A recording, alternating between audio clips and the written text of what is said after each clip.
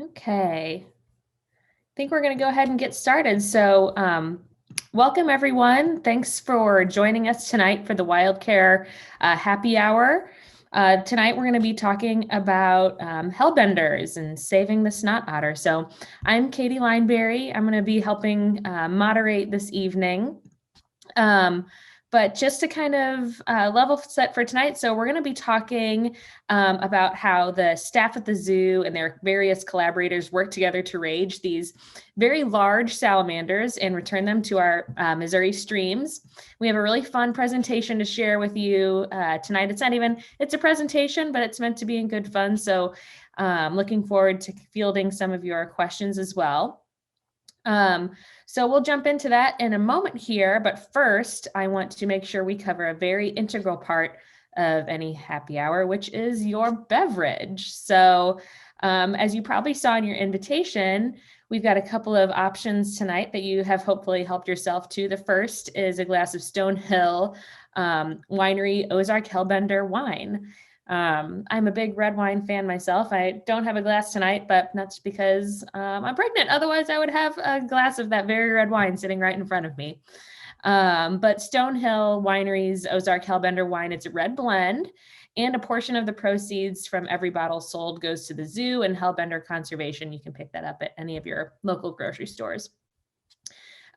Also in the invitation, we featured the River Run cocktail, which sounds delightful. So that's made by mixing a teaspoon of amaretto and 2 teaspoons of blue curacao in a champagne glass, and then fill that champagne glass with about half a cup of champagne, maybe more, and garnish it with an orange twist. So that sounds just so delightful. I can't even tell you. So hopefully some of you are enjoying that this evening.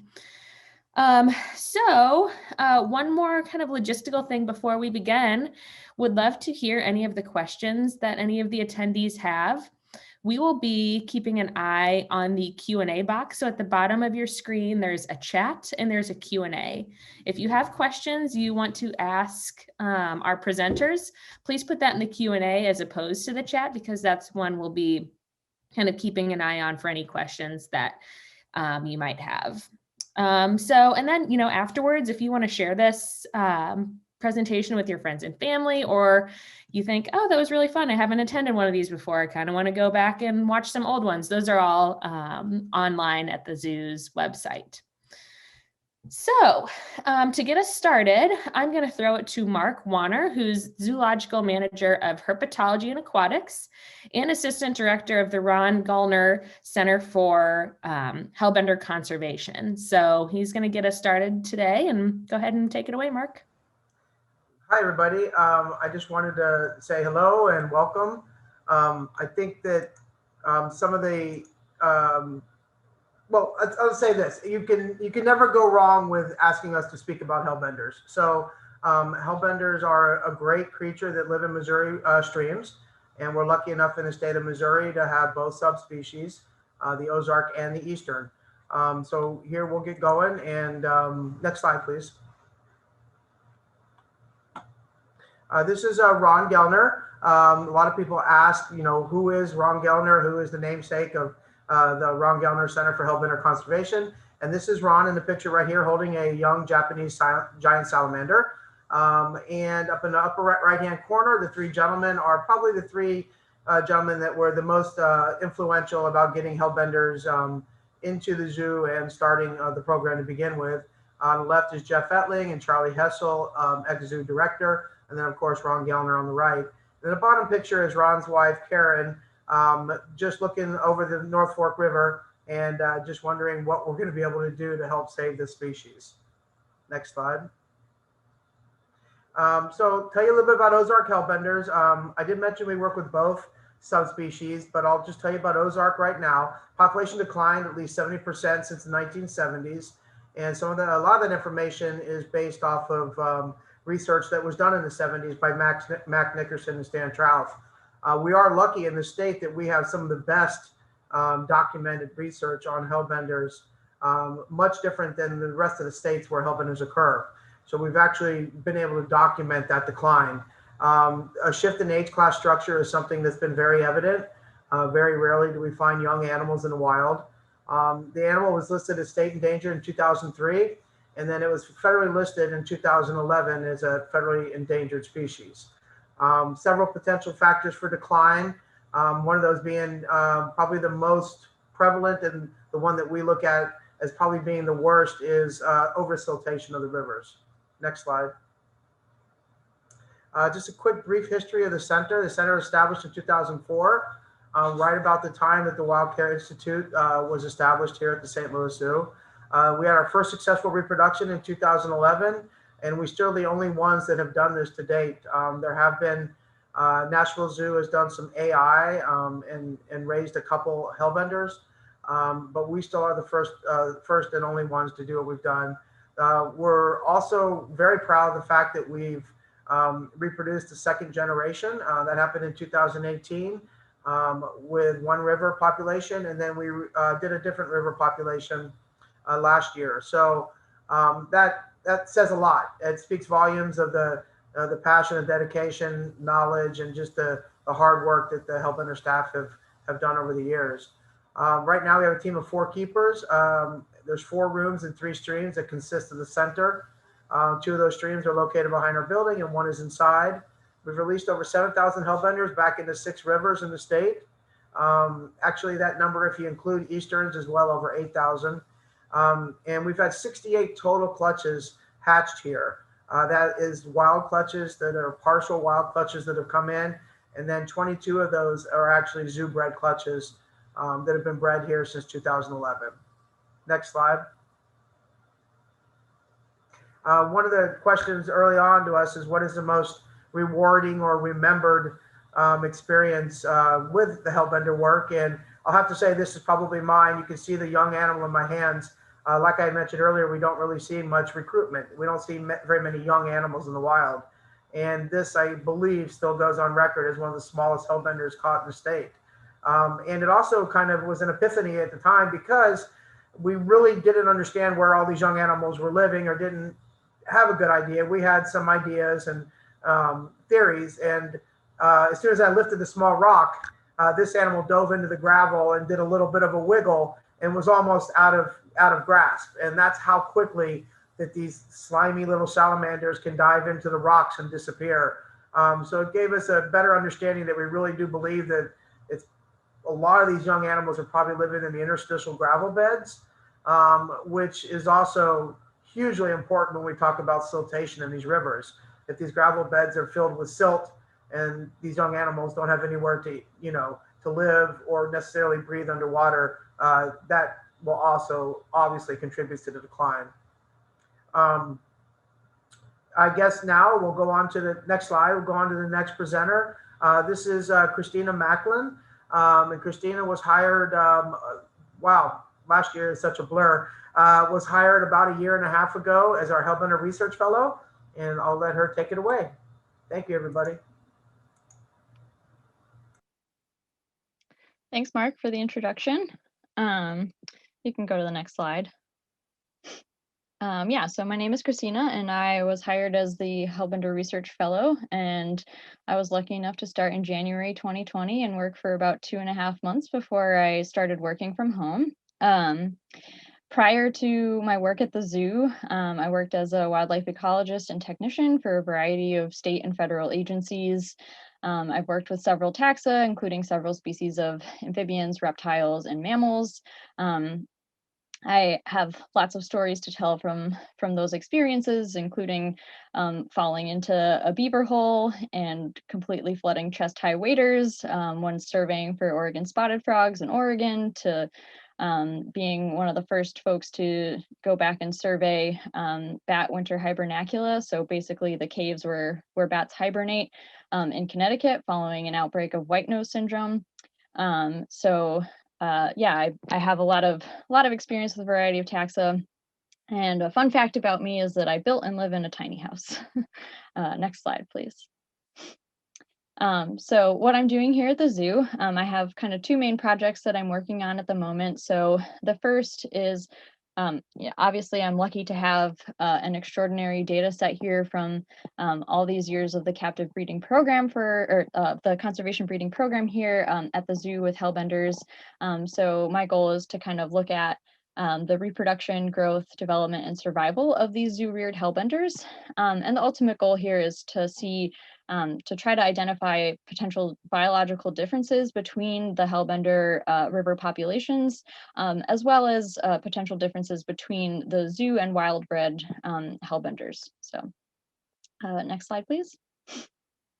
And then the second project that I'm spending some time on is trying to compile and quantify water quality data for the rivers where hellbenders occur in the state. So as Mark alluded to, there's likely several factors contributing to population decline of hellbenders in Missouri, but one of those factors is likely water quality. So whether that's hydrology, water chemistry, or pollutants in the water, I'm going to try to look at what differences there might be in those parameters across the hellbender rivers, and identify if there are any potentially concerning parameters that would help us do some more targeted management in the future of these river systems. So next slide, please. So with that, I'll introduce Katie Noble, who is a hellbender keeper here at the zoo, and she's going to tell you a bit about what a hellbender release day looks like.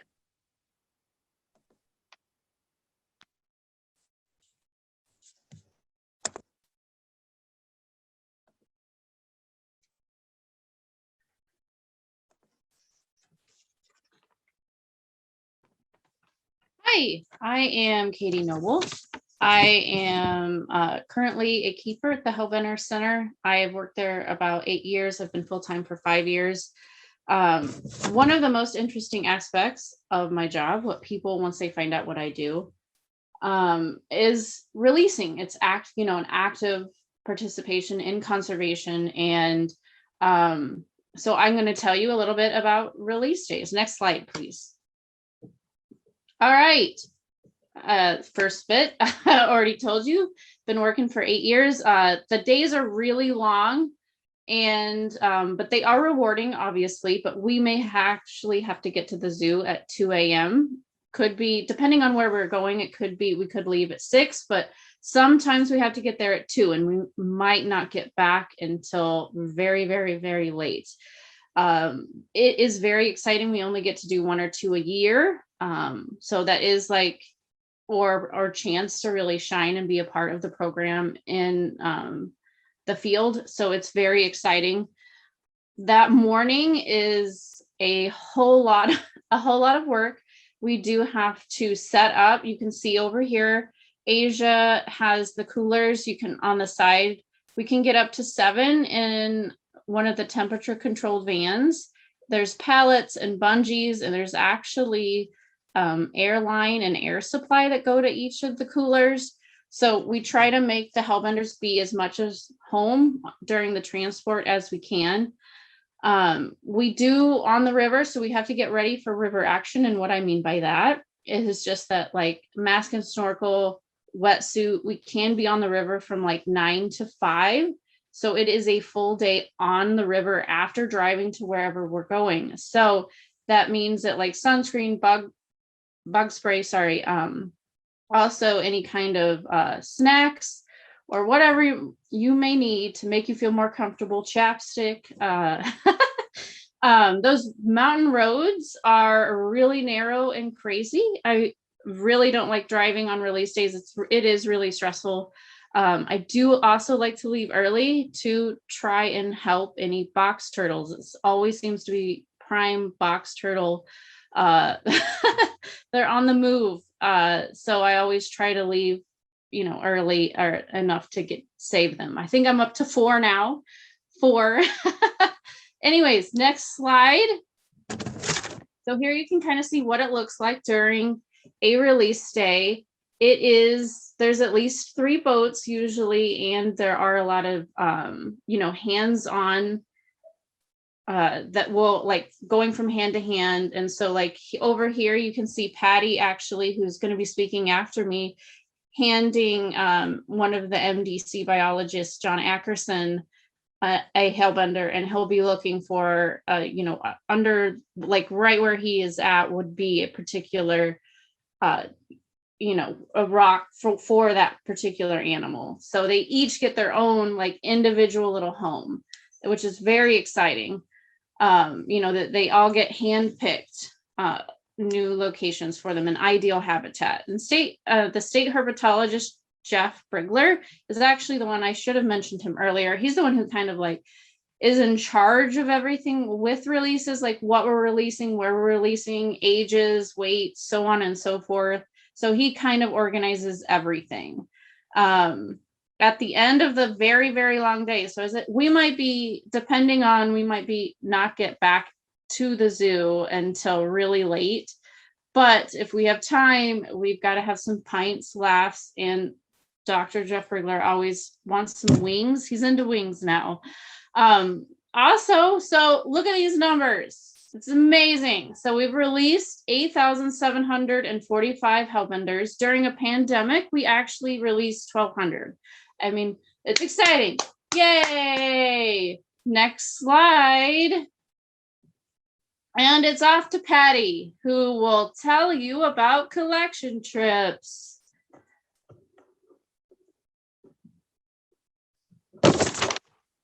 Thanks, Katie.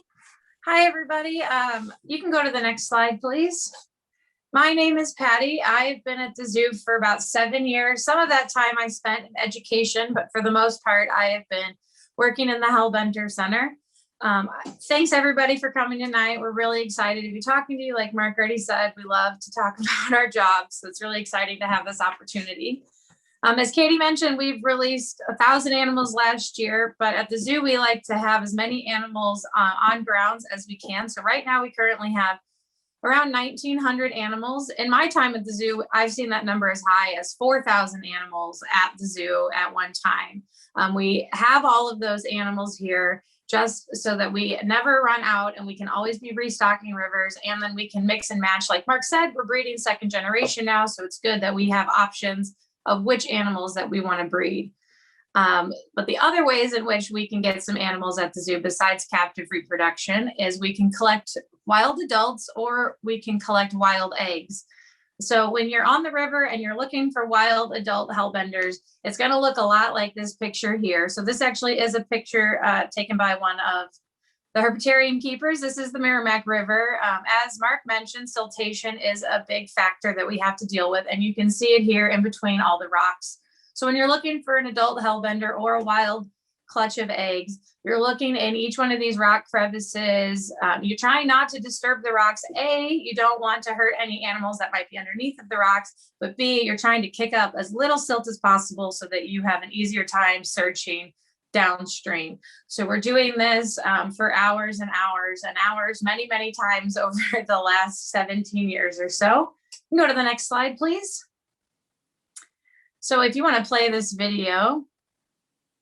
So this is what it looks like when you're looking for eggs at the zoo. So behind the herpetarium, we have 2 in-ground streams. We have these artificial nest boxes that the state herpetologist made a few years back.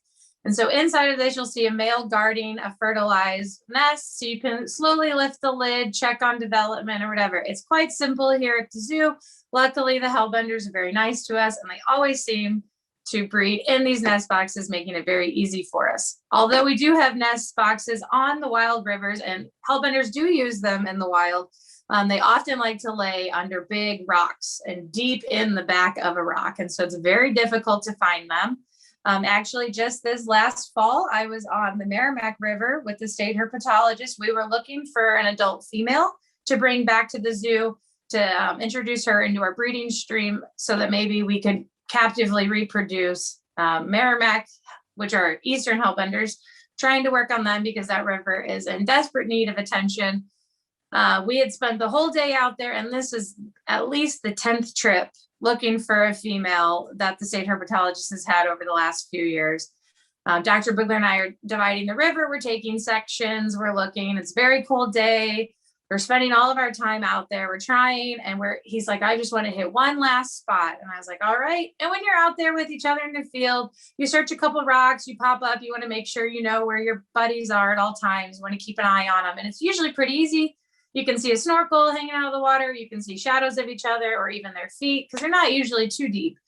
I looked up, I couldn't see where Dr. Brigler was. And then all of a sudden he popped up with the biggest smile. He threw a snorkel out of his mouth and was just screaming. And I went running through the water and I was like, what's happening? He's like, I found eggs. And then he just bolted out of the river, ran back to his truck, grabbed all of his equipment. He came running back.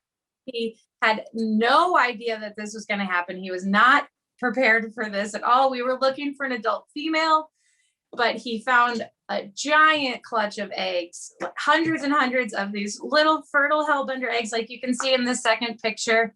This is not that clutch, but this is what hellbender eggs look like during development at the zoo.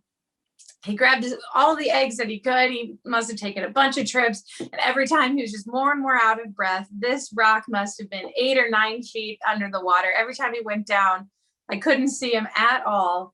He was so excited. He brought the eggs back, and this was extra exciting because it was the first ever clutch of Merrimack eggs found. And not only, obviously, does that mean that there is a female somewhere, but that there is reproduction happening. So we were very excited. It wasn't exactly what we wanted, but sometimes you get lucky and you get something even better than what you were hoping for. So I brought those eggs back, which is always is the most stressful part of our job, is driving with hellbenders, but I brought them back and we're taking care of them now. We couldn't be any happier. Next slide. And I think Katie will come back. Yeah. That little hellbender there is pretty cute. That was on that last slide. Okay, so we do have a couple of questions. And team, feel free you can kind of decide who you would like to answer this, but Nathan would like to know, has the quality of Missouri riverways improved enough to sustain a healthy population? I can answer that, I guess. I'll go for it.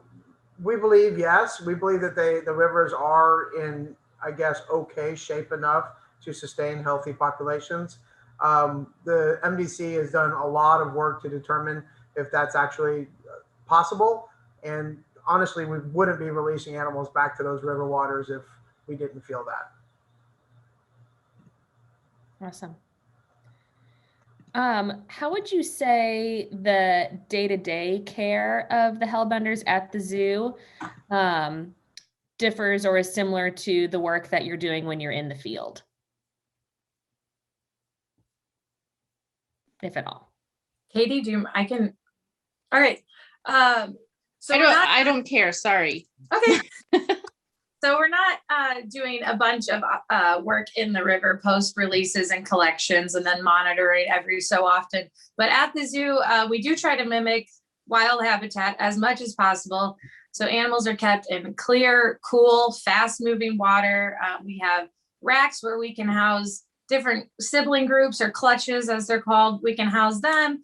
We can keep track of everybody. We do weigh and measure all of our animals twice a year, just make sure everybody's growing and kind of in accordance with each other, so we can keep an eye on them like that. And then we do water chemistry, which is one of our biggest things, that we want to make sure that the water we have at the zoo matches what they will be in eventually down the road in the wild. So we try to keep that as close as possible. And that was all done with years and years and years of record keeping and water chemistry from the wild that we mimic now. Right. And I'd like to add a little bit to that. I'm not a day-to-day hellbender keeper, but I will tell you that the hellbender keeper job is something that I think is very difficult. It's sort of like being an elephant keeper. Typically, people that work elephants only work elephants, so they're like a single species keeper, and hellbender staff are that way also. So it can be monotonous. You're doing a lot of the same work day after day after day.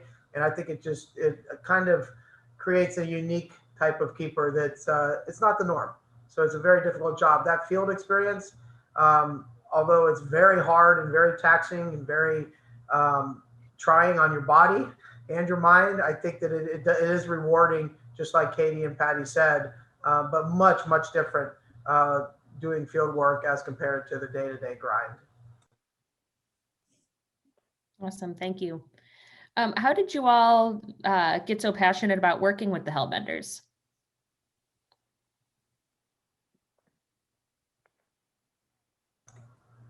I'll start again. Sorry, guys. I think it was something that when I first got to this department, or even at the zoo, and I met Ron Goellner, he's sort of a personality that kind of oozes passion. And when he introduced me to Hellbenders for the first time, I had seen Hellbenders before, but I'd never actually touched one. So the opportunity to do that with Ron, and it just sort of created this unique passion in me that, kept me going and allowed me to kind of continue to where we are today. Awesome. Anyone else want to answer that one too?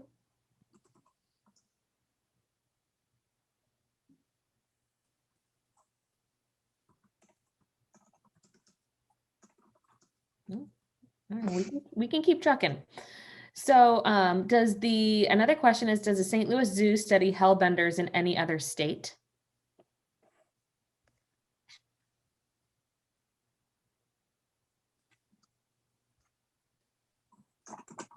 Patty or Katie, weigh in whenever you want. Oh, sorry, I'm trying to answer some of these questions in the Q&A form too. Okay. No, we don't. So we're in a unique situation with the state of Missouri and the Missouri Department of Conservation, where we're committed just working in Missouri. We obviously help and give advice if solicited to the other states and some of the other programs across the United States, but no, we exclusively work with Missouri animals. Right. Can you talk a little bit too about why it's important to save the Hellbenders and what role they play in our ecosystem?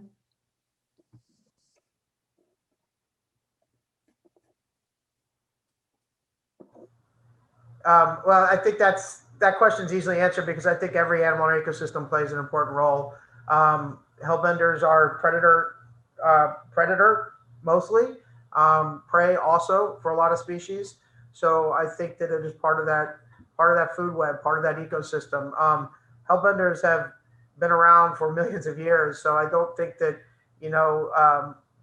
there has to be a justification for their survival necessarily. They are part of that ecosystem and have every right to have an opportunity to survive, just like we do. And what are the threats to them specifically?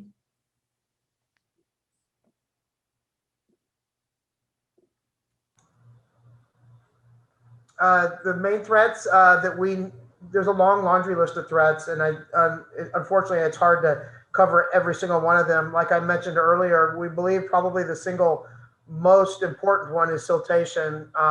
So basically riverbank erosion, and that's created mostly due to land practices.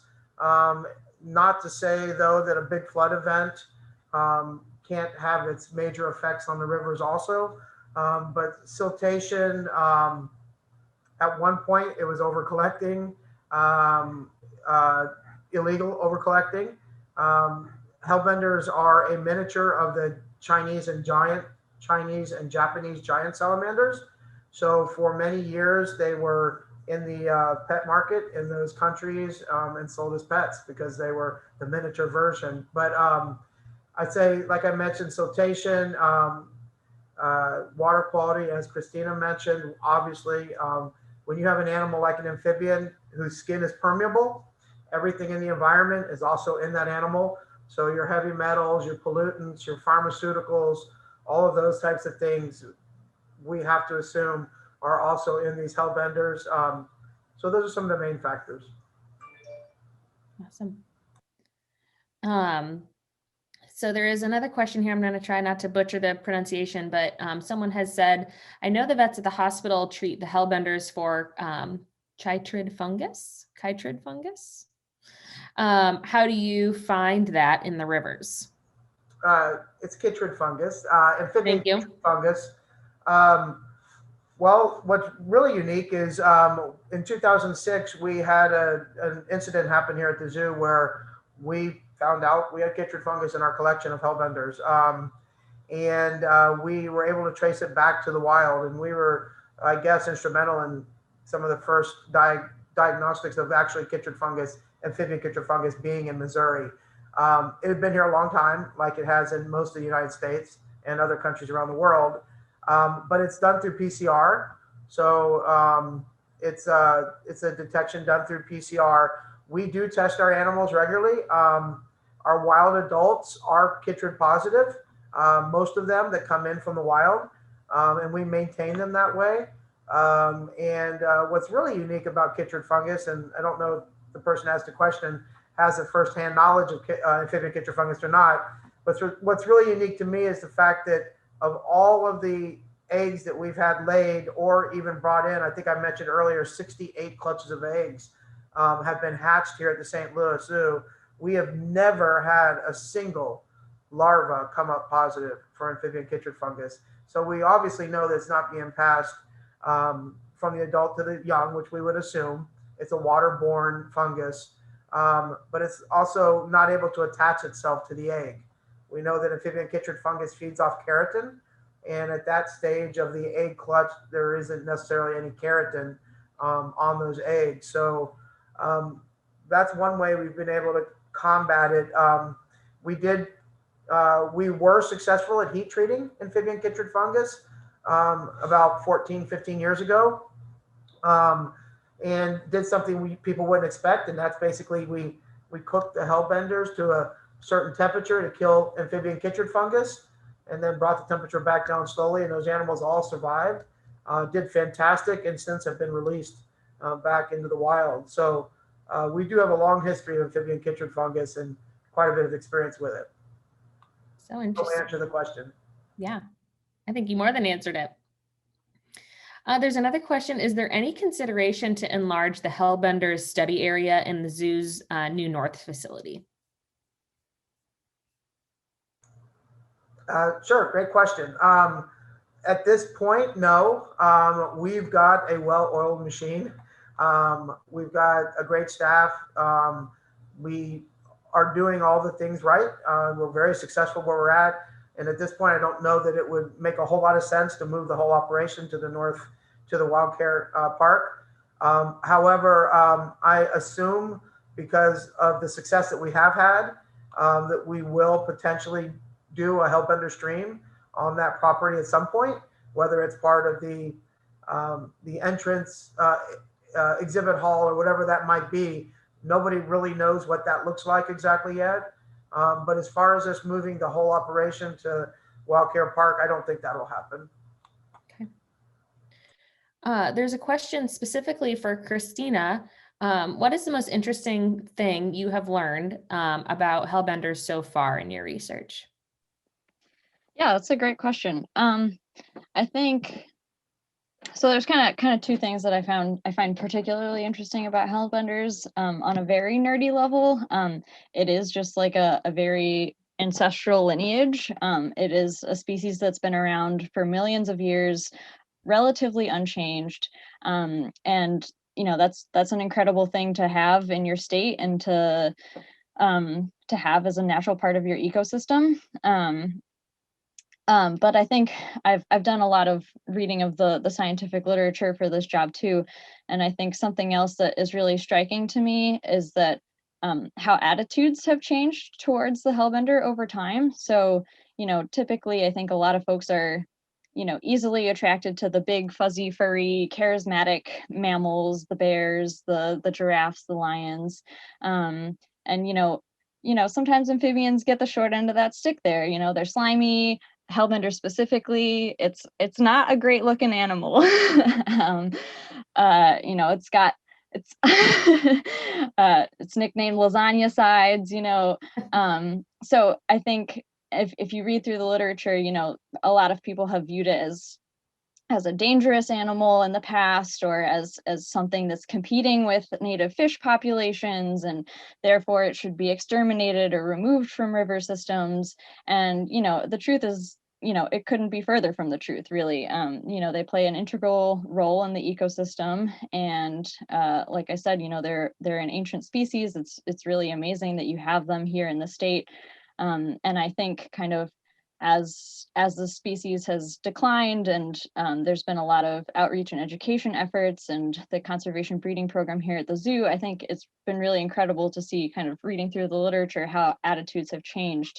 And really, it's become a source of great pride for the state to have them here.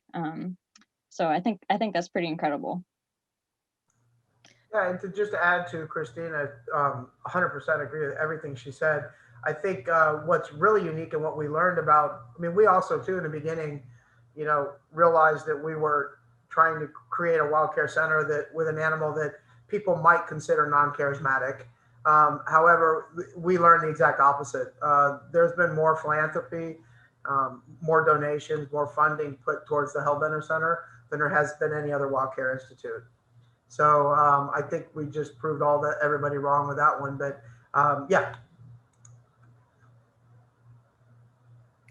That's amazing. And to kind of build off of this, so someone mentioned, they said, I can't imagine doing this. What does it feel like to work to save an endangered species? Because it really does feel like such a significant job and accomplishment and responsibility. I'll start with this one. I'll also back up and answer previously. Somebody asked about how we got into this line of work. I was in college just at a biology conference, the Midwest Fish and Wildlife Conference. I was only going to bird talks. I really like birds. I really like mammals. I actually never thought I would end up working in the herpetarium. Just happened to catch a title of a talk, the St. Louis Zoo, what they're doing with the hellbender by Dr. Jeff Ettling, the former curator of the herpetarium. And I just thought, oh, okay, I'm a St. Louis kid. I'll go to this talk. Sure, that'll be fun. And absolutely just fell in love immediately. Went home and figured out that like the internship deadline was 2 days away. I called all my professors in a snowstorm. Class were canceled. They were all at home. I called them all frantically, begging them to put in letters of recommendation so I could apply for this internship. And it all worked out. That is how I got to the zoo. And then the other part is that I even told Mark in my interview, there's just something appealing about giving back to the world in a way that is so much bigger than you. Sometimes we only take care of hellbenders, so we get very stuck in the monotony and everything we do is the same. But for me, that is what I love most about it, is that like, I know that even though I'm doing the same task day in and day out for the same animals year after year, that I am making a difference and I am getting this animal ready to live a life that is going to better Missouri as a whole. And hopefully just like our conservation efforts spread and, make the world a better place for all of us, especially because we are working with animals that are in Missouri and they're on all the major rivers that I know that I grew up on, family float trips and camping trips. So it's really great full circle moment to do something to make it better for the next generation. Love that. Katie?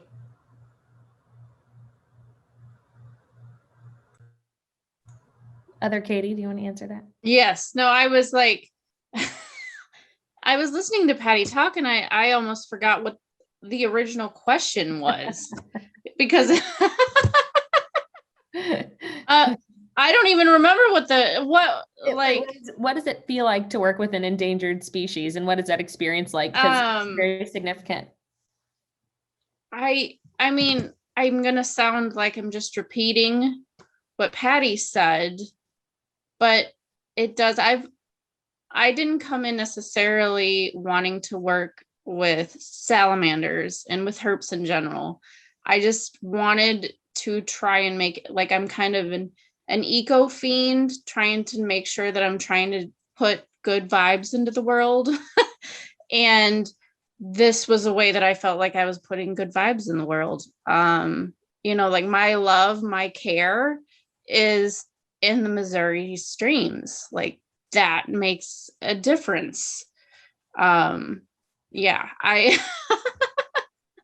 sorry, I'm really awkward on these kinds of things, so I try not to say much. But I don't know if I can really add much more to that. but Well, since we've have you, Katie, there's a question here for both Katie and Patty specifically. What's the most challenging part of caring for hellbenders, and what brings you the most joy in working with them? I guess what is the most challenging? I don't even know where to I guess sorry, I'm just trying to like genuinely think about it a moment. I guess trying to be on like short, for instance, just yesterday, Dr. Jeff Brigler, the state herpetologist who we keep mentioning, he was here to take some tail clips from animals and tag some animals. And on short notice, like we didn't know what particular animals were going to be tail clipped and tagged specifically until like that morning. So, and there is a lot of record keeping that is involved with this. So thousands of animals, you know, like that's a lot of work for all the record keeping that's involved. So I would say that that's probably the most challenging. In regards to the most joy, right? That was the second part. Yep. Sorry. I have had some wine, so perfect. Love it. It's got to be, I mean, I'm just going to say what I said before, releases like that's, I mean, I guess daily seeing their little cute faces in the morning, I think they're cute. I don't buy into this not charismatic or like charismatic, but not, I don't know. I think they're adorable. So that's all I got to say. I disagree with that notion. I enjoy looking into their eyes in the morning. If we're going for the daily joys, in the entire of my, you know, as my job joy, it has to be on the river, just because, as I said, and you get to see your effort. Like there were animals that I first took care of, 2012. That was the year I started as an intern. And when I got to be a part of the efforts of releasing the animals from the 2012 clutches that I took care of as an intern, like that, I'll remember that day forever, forever, forever, forever. Joy, joy, joy. All right, Patty, you got more words? All right. Yeah, everything Katie said, I want to mimic it completely. I'll pick other challenges. For me, I am a big overthinker. That is who I am. So my challenge is trying not to overthink every little thing. Mark already said we're a well-oiled machine. I mean, we've been doing for so long, we know what we're doing, but I still like to make sure that each individual little hellbender is taken care of. So I like to make sure that little guys aren't getting out competed for too much food. So I like to go crazy and make sure that everybody has an equal opportunity to grow as much as they want to while they're in my care.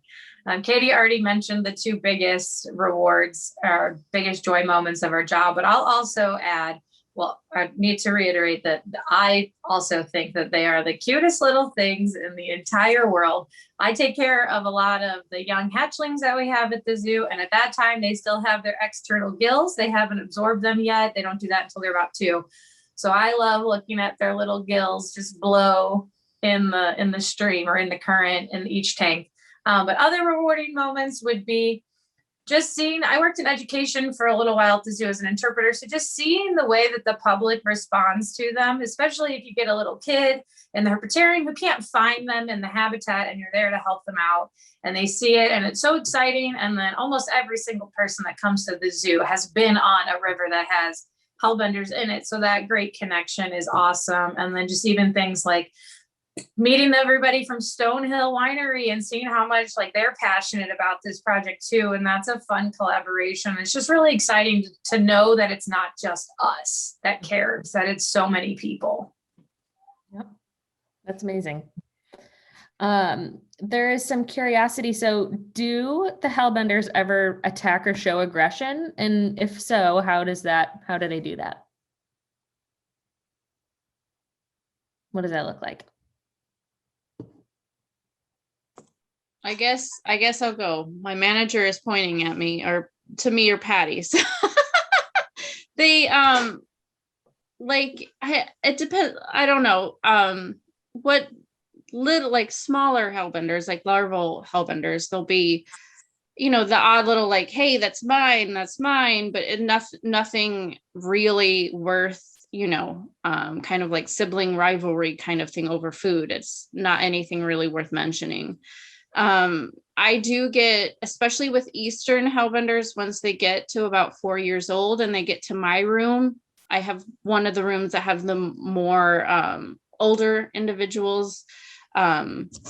So I get the joy. I guess that's the key word today, of dealing with Eastern hellbenders. Once they get to about that age, they do start to show aggression, and not just with food, but like, hey, get out of my space. So it would be so that's a little more, we can't have injuries at that age. And then of course during breeding season there can be aggression, whether it be between males and females or males and males, or like there's all kinds of things that we've seen in the streams of like different relationships and things that can happen. Patty, you want to say anything else with that? Yeah, Katie touched on aggression at the zoo. And then if you're wondering about predation or, how they eat, they're sit and wait predators. So they'll just sit out at their rock or at an opening and wait till something they want to eat. Typically a crayfish or a fish swims by, and then they'll just jump out and grab it. And they don't rip any pieces off or anything. They'll just grab it once and then swallow it whole from there. Oh yeah, and I'll just add to the other major aggression that we see is during breeding season, like Katie said. Males are extremely aggressive to protect and guard their nest of eggs. And that's one of the reasons, and probably not one of the reasons, but one of the ways that they are found on the river systems is a lot of times the males will be guarding a clutch of eggs, like Patty mentioned with that Merrimack clutch. And some of that aggression can be really devastating and damaging to each other. Then when they actually bite onto another hellbender, they'll do like a gator roll, for lack of a better term, hellbender roll. And their teeth are very, very sharp. So they will slice like a razor blade the other animal's leg, tail, whatever. And that's just something we have to manage through breeding season. Typically, they heal really, really well. If the animals are healthy, they'll heal on their own very fast. But we sometimes do have to intervene and call the vets to have an animal stitched up. But it's sort of like Komodo dragon introductions, or like, some rhino introductions can be like that. A lot of introductions in breeding situations can be like that, but we manage it well. And that's probably some of the more aggressive times. Thank you. Bob wanted to know, have you noticed the rivers change at all since you started working with the hellbenders? I would say, sort of a hard question. I would say I've seen them change just based on like major flood events. Those are devastating. We had a flood event, help me remember, 2017, I think was the year, when there were large concrete overpasses just swept downstream. One of the, we called him our watch otter or watchdog, one of the gentlemen that used to live on an area of the North Fork River. The water started rising, and by the time it got to the bottom stoop of his door, he decided to go ahead and leave his home. He came back the next day and his house was gone. He found it downstream in a treetop. So those sorts of floods are really not really comprehensible unless you actually see it. And those are sometimes 30, 40, 50 feet above flood level. And that's sort of hard to even imagine unless you've seen the repercussions or been on the rivers when it's something like that might be happening. But that's probably the biggest change I've seen. Some of the census work, the Missouri Department of Conservation has a rotation of rivers for doing the census and looking to see how some of these reintroductions are going. And that all starts this year. So we are finally at the point where all of these rivers are going to be re-examined and census work done again to kind of see the fruits of our labor and see if we've actually made a difference. So after this year, we'll have a lot more information as far as whether or not the rivers have changed based on the work that we've been doing. Yeah, that'll be interesting. what is the long-term goal for releases into the wild? And is there a release milestone you're aiming for in the next, 3 to 5 years, or any other milestones you're working towards? Yeah, that's a question better suited for the state herpetologist because that's the work that he does. But I will let you know that there are saturation levels that we believe for these rivers, and some of that information is taken from the historic records. So unfortunately, all of our rivers are in the shape that they're in, where all of the habitat, the good habitat, is fragmented. So you may have a nice stretch of 100 to 300 feet of great habitat, but then you may have another stretch of, you know, half a mile where you don't have good habitat. So that's a big problem. However, based on the best information that we have on hand, the state is trying to, like we said, infuse hellbenders into those nice habitats without oversaturating them. Can we oversaturate them? We're not really sure. We think that by introducing animals, at least giving them a chance to stronghold, we obviously realize and understand that if, depending on the number of animals we release, we don't expect all of them to survive. Honestly, it's just nature.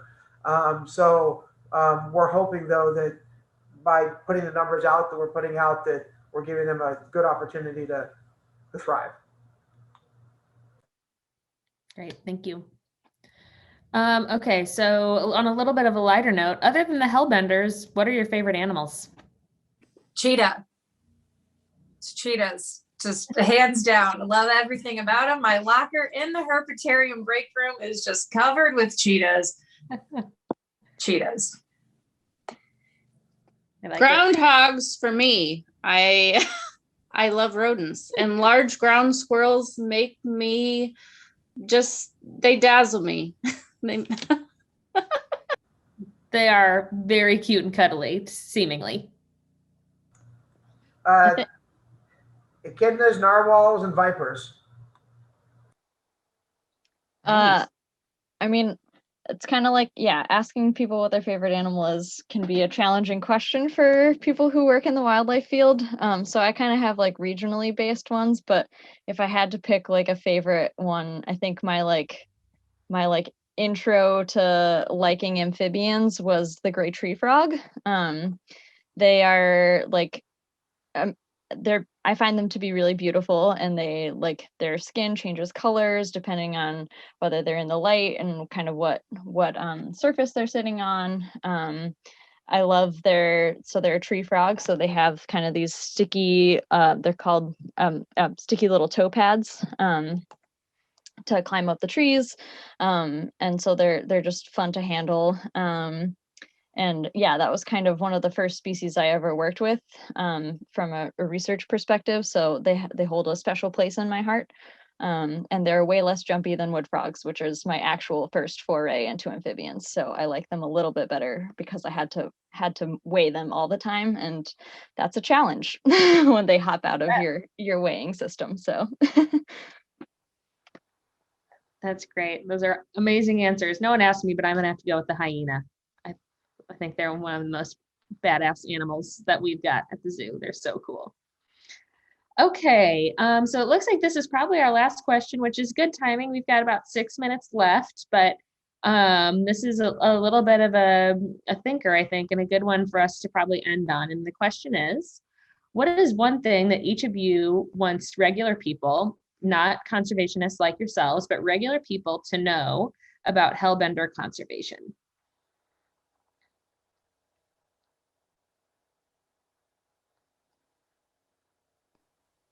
Okay, I'll go first.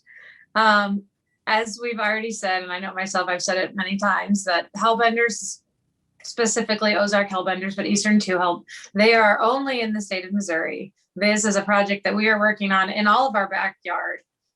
So something that I would like everyone to know is that this is the definition of a team effort. I mean, we can put back as many hellbenders as we can until the end of time. But, it's a group effort to take care of our rivers, to take care of our waterways when we're on the rivers in the summer, making sure that we're keeping them clean, and we're not flipping rocks and moving around habitat. As Mark already said, really good habitat is fragmented, so it's hard to find good long stretches that the hellbenders can use. And the last thing we want to do is move any of the rocks and take what good habitat they have left away from them. So it's a group effort that's really easy. We can all just be nice and help the hellbenders. That's what my shirt says, help the hellbender.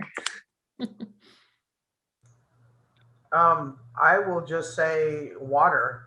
I mean, I can't say it enough. I mean, we drink the water that these animals live in also. I don't know whether you all know that or not, but we all are drinking the same water that is contaminated by pharmaceuticals, by pollutants, by all of these things that hellbenders live in. So it's vitally important that we pay attention, just like Patty said, that, we are part of the environment also. It is our makeup. So it's not just a hellbender, it's everything. But about hellbender conservation, I'll just say water. Great. Christina or Katie? I mean, yeah, I think they're hitting the nail on the head there. I think it's anytime it comes to conserving a species, it's a team effort, and there's always everyday little tasks that everyone can do to contribute to improving water quality. Think about what you're putting on your lawns, whatever it might be. But I think, yeah, it's you can find ways to be involved too outside of what you do in your own property. Obviously, if you want to advocate for clean water in your area, like, that's great. So there's things that everyone can do to be involved, to contribute, to help conserve species. So Great. And Katie, how about you? I feel like I'm just going to be repeating the same things over again.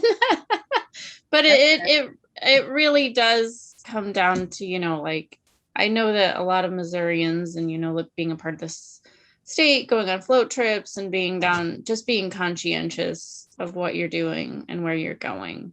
I mean, yeah, we're all in this together. So everything that we can do to keep everything cleaner and healthier is, very good.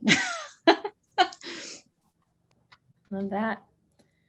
Okay, well, I think that does it for our Q&A. Thank you so much to our wonderful panelists.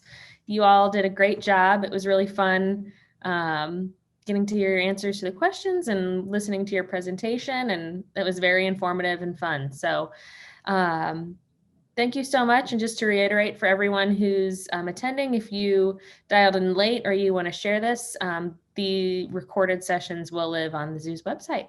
So thank you so much, everyone. Have a good rest of your night. Cheers. Finish your bottle of wine.